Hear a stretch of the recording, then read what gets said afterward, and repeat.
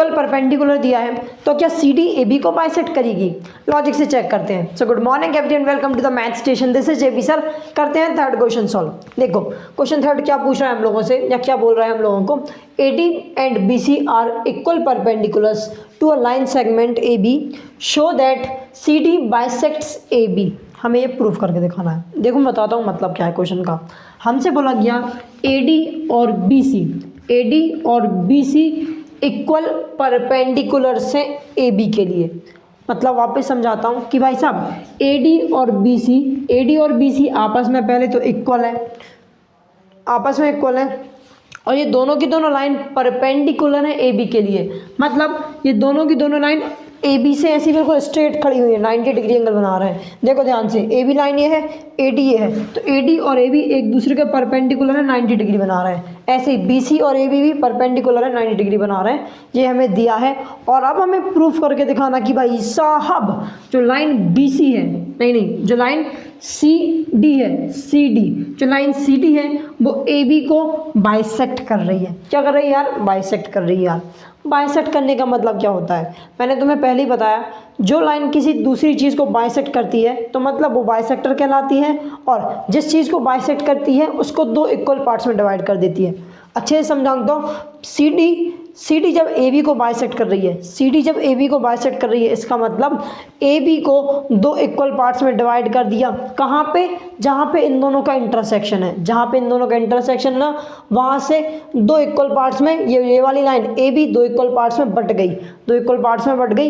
ये मतलब होता है किसका? बाइसेक्ट करने का मतलब। बात समझ आई? तो हमें यही प्रूफ करके दिखाना है कि CD AB को बाइसेक्ट कर रही है। अगर मैं ये दिखा दूँ कि BO और AO इक्वल हैं, तो मैं बोल सकता हूँ कि भाई साहब CD ने AB को बाइसेक्ट कर दिया। अरे हाँ ना बोल यार, बिल्कुल सही बात है। तो वही करना है। सबसे पहले क्या करेंगे सॉल्यूशन करने के लिए, पहले गिवन टू प्रूफ जो है वो कर दो, लिख दो। अब हमें सोचना है ऐसे कैसा कर सकता हूँ मैं, कैसे कर सकता हूँ मैं ये कि भाई साहब BO को AO के इक्वल दिखा दूँ। कैसे कर सकता हूँ? जरा मैं गौर से देखूँ मेरे फिगर को, तो मुझे क्या दिख रहा है? मुझे एक शंकर जी का डमरू दिख रहा है। अरे हाँ ना बोल यार, तो इस डमरू को घुमा दो, बजा दो, कुछ फ़र्क पड़ेगा? नहीं पड़ेगा। मतलब करने की ज़रूरत ही क्या है?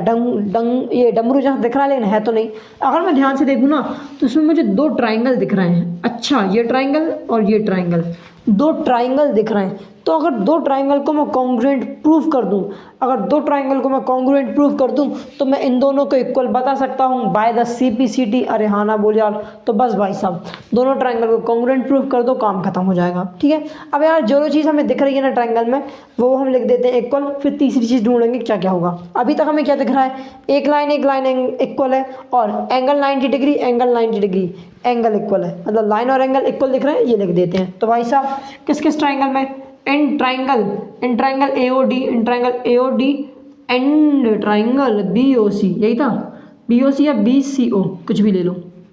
देखो अभी हमें ना यहाँ पे वो ट्राइंगल्स नहीं दिए, जैसे हमें देते थे ना कि ये वाला ट्राइंगल इस वाले ट्राइंगल के कॉन्ग्रुएंट प्रूफ करके दिखाओ। अभी हमें नहीं दिया, तो हम डायरेक्ट क्या करते थे? ऊपर वाला लेते थे, सॉल्यूशन करने के बाद वही नीचे लिखते थे, छाप देते थे वहीं के वहीं। लेकिन अब हमें नहीं पता कौन से ट्राइंगल लेने हैं, तो पहले कुछ भी ले लो, नाम कुछ भी कर दो। अरेंजमेंट हम बाद में करेंगे वर्टेक्सेस का, लास्ट में कैसे करेंगे वहाँ पे पता चलेगा। देखो ट्राइंगल AOD और ट्राइंगल BCO, ये दो ट्राइंगल हैं। इन दोनों में क्या क्या चीज़ इक्वल है? भाई साहब AD इज इक्वल टू किसके इक्वल है? BC के इक्वल है। और ये क्यों है? Just because of given, it is given to us कि भाई साहब ये दोनों इक्वल हैं। एक चीज़ और इक्वल हमें दिख रहा है कि एंगल OAD किसके इक्वल है? एंगल OBC के इक्वल है। और ये क्यों इक्वल है? क्योंकि 90 डिग्री बन रहा है, और 90 डिग्री कहीं भी बने हमेशा इक्वल होता है। ठीक। अब आती है बात तीसरी चीज़ ढूंढने की। अब तीसरी चीज़ क्या हो जाएगी?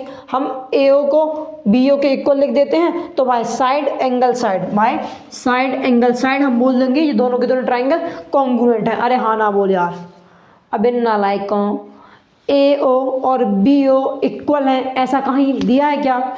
ऐसा कहीं नहीं दिया। तुम कैसे लिख सकते हैं भाई साहब? नहीं लिख सकते। अब कुछ और दिमाग चलाना पड़ेगा। अरे यही तो हमें प्रूफ करना है, दिया थोड़ी ना है कि BO और AO इक्वल है। नहीं भाई, ये हमें प्रूफ करना है। अब कुछ और देख लेते हैं, क्या चीज़ इक्वल दी है? क्या OD और OC इक्वल दिया है? नहीं दिया। अब क्या दिमाग लगाओगे, दो चीज़ हो गई, तीसरी चीज़ क्या होगी, सोचो सोचो सोचो। अच्छा अच्छा अच्छा, मुझे कुछ दिख रहा है फिगर में।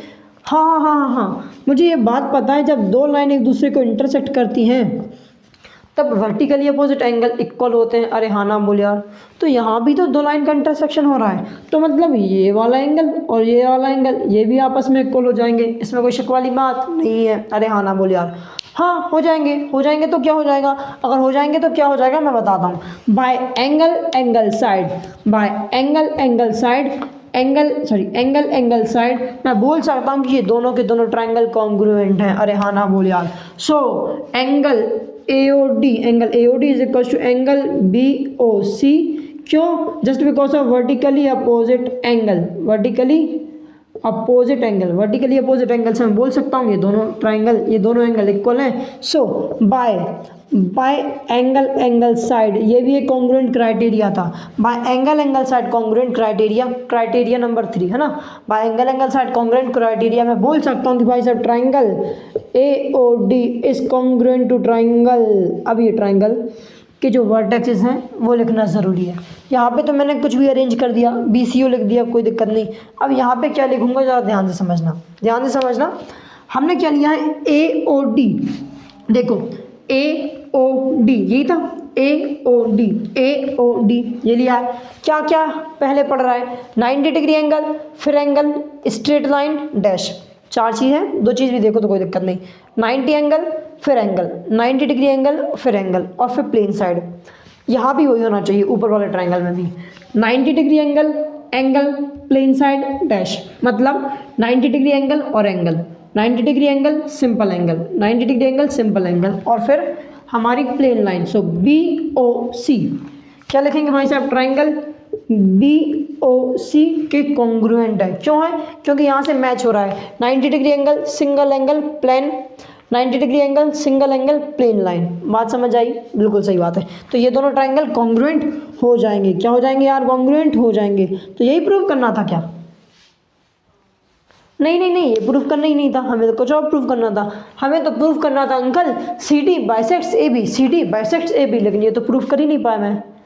अरे कोई दिक्कत नहीं यार, मैंने क्या बोला था, बाय CPCT से हम बोल सकते हैं कि सारे करस्पॉन्डिंग पार्ट्स भी इक्वल हो जाएंगे अगर ट्रायंगल कॉन्ग्रुएंट हो गए तो भाई साहब मैंने अभी ये भी प्रूव करके दिखा दिया कि ये ट्रायंगल कॉन्ग्रुएंट है, तो इसके करस्पॉन्डिंग पार्ट्स भी इक्वल हो जाएंगे। अरे हाँ ना बोलिया, तो ज़रा ध्यान से देखो यहाँ पे 90 डिग्री और सिंपल एंगल के बीच में जो साइड है वही साइड 90 डिग्री, देखो 90 डिग्री और सिंपल एंगल के बीच वाली साइड के इक्वल हो जाएगी। अरे हाँ ना बोलिए यार। सो मैं कह सकता हूँ कि बाय CPCT मतलब corresponding part of congruent triangle that AO is equals to BO। क्यों, 90 डिग्री और छोटा एंगल, 90 डिग्री और छोटा एंगल, इन दोनों के बीच की साइड आपस में इक्वल हो जाएंगी। ठीक है भाई साहब। सो बाय CPCT मैंने बोल दिया AO is equals to BO। अब क्या तुम्हें ये प्रूव करना था, नहीं करना था, हमें करना था CD AB को बाइसेक्ट करेगी। बाइसेक्ट करने का मतलब क्या, दो इक्वल पार्ट में डिवाइड करेगी। अगर दो इक्वल पार्ट में डिवाइड कर दिया CD ने, तो मैं बोल सकता हूँ विच applies that CD bisects AB। अरे हाँ ना बोल यार, बिल्कुल सही बात है। ठीक है हाँ भाई साहब, AB सही लिख दिया मैंने, AB। बस इतना ही करना है क्वेश्चन में, ज़्यादा लोड नहीं लेना। सोचना सीख गए सॉल्यूशन हो जाएगा। सो वीडियो पसंद आई तो वीडियो को लाइक करो, शेयर करो, कमेंट करो, चैनल सब्सक्राइब करके बेल आइकन दबा देना। मिलते हैं नेक्स्ट वीडियो में, तब तक के लिए bye bye, have a good day.